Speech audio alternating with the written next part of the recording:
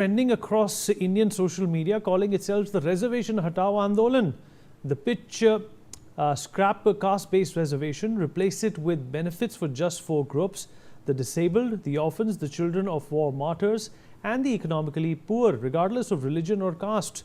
The group claims no party flag, citizen-led, blaming both Congress and the BJP for letting reservation expand instead of reforming it.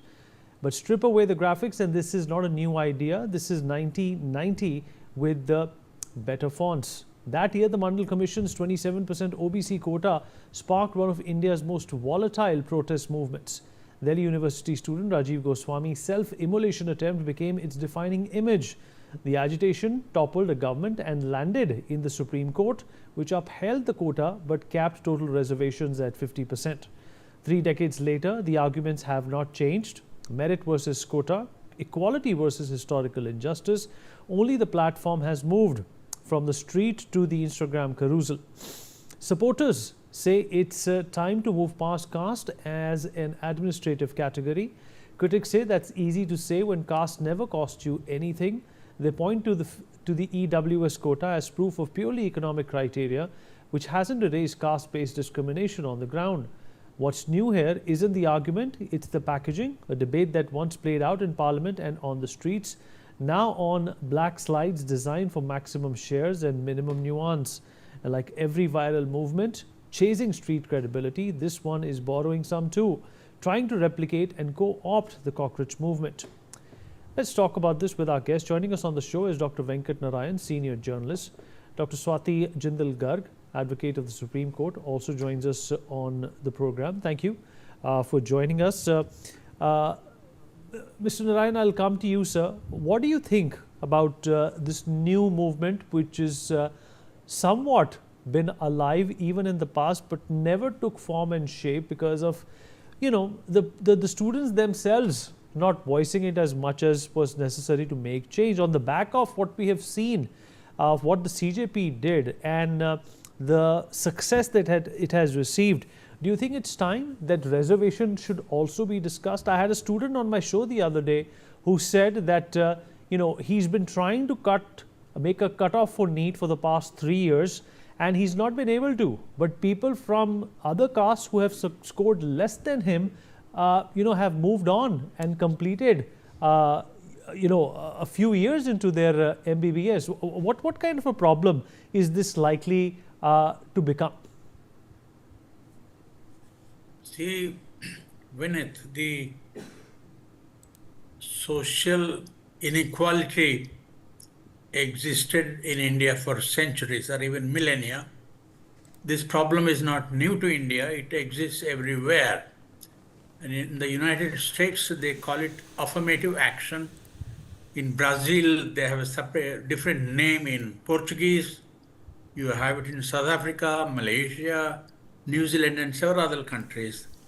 In our own country, it has a history. In 1902, Shahu Maharaj of Kolhapur, introduced certain measures to benefit people from the deprived classes. And in 1937, Sir Ramsay MacDonald, came up with a proposal that people belonging to the oppressed classes should have their own assembly and Lok Sabha constituencies. This was opposed by Mahatma Gandhi, and Ambedkar and Gandhi had massive discussions on this subject, and the proposal to have separate constituencies for people from the oppressed classes was dropped. That was called the Pune Pact. Now, in Mandal Commission came, you already mentioned that, then came the Ayodhya movement, and what happened, that is recent history. But, initially, it was suggested in 1950 when we had our own constitution that the reservations in schools and colleges and government jobs should continue for more than 10 years, whereas reservations in Lok Sabha and Assembly constituencies should continue for 10 years, but they did not put any limit on government jobs and reservations for in educational institutions. So this has been going on for more than 70 years. I think it's about time now to kind of take a look at the impact the reservation policy has had on the economics of families belonging to these classes, and we should you know model them or make some changes and all that. That is very important. I think demanding scrapping of reservation may be a problem because 52%, every second person in this country is an OBC, including, then you have SCs and STs and all that. Historically, they have been suppressed, whatever and all that. So we cannot really dispense with them, but I think every decade there should be a monitoring system by which people who have benefited maybe should be taken off this list and help people who have not had much benefits in during the reservations in schools and colleges. But I personally believe that students coming from bottom of the social ladder should be provided special education, tuitions or whatever while they are in school. But once they finish schooling, college education must be based on merit. It should be competitive. I think it is very important that India now reached a stage where we should not ignore merit completely. There have been instances where students getting good marks, more than 90%, but they belong to upper classes. They have not been given seats, they could not obtain them, so their parents are sending them abroad for undergraduate studies. I think we should do something about that. That is my view at this point of time. Vinny? All right, you're quite right about that, sir. Something has to be done about that. Dr. Swati Jindal Garg, how are you looking at this problem? Is this something which is easier said than done?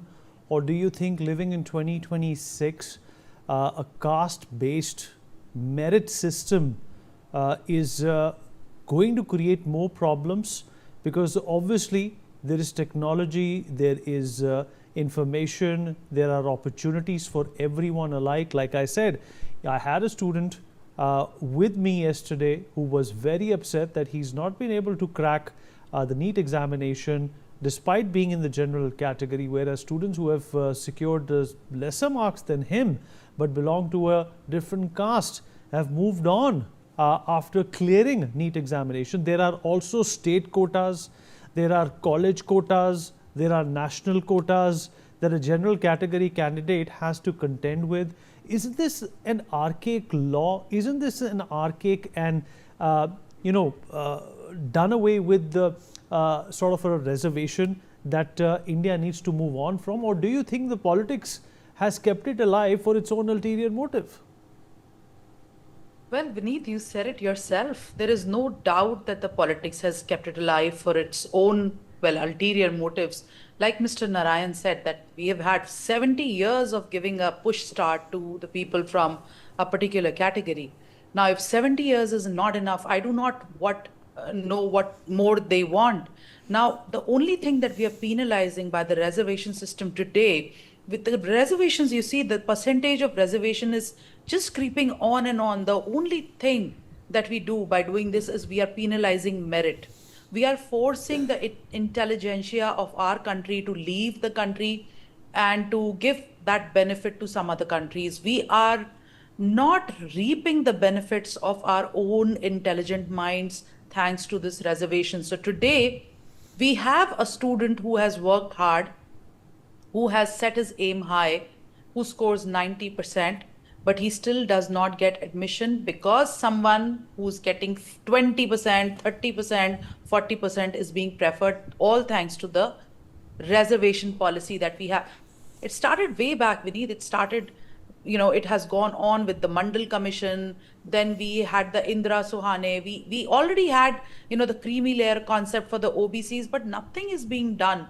Yes, I do understand that there were some, pros of reservation. We wanted to bring about social justice. We wanted to give educational access, and we did see that the literacy rate for the scheduled caste, it rose from 21% in 1981 to more than 60% in 2011. But having done that, do we need to keep giving this reservation at the cost of merit?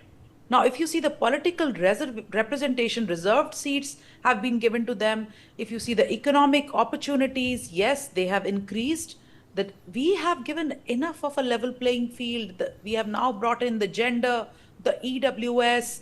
We have brought in such a big, huge gamut of reserved seats that the only person who's left behind is a healthy, meritorious male.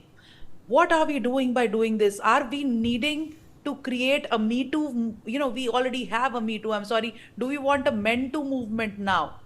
Because even if you look at from the legal perspective, we have the legal aid facility available to people from the scheduled caste, scheduled tribes. We have that legal help available to women irrespective of what they're earning. We have that help aid available to anybody who's over 60. So like I said, who's left behind?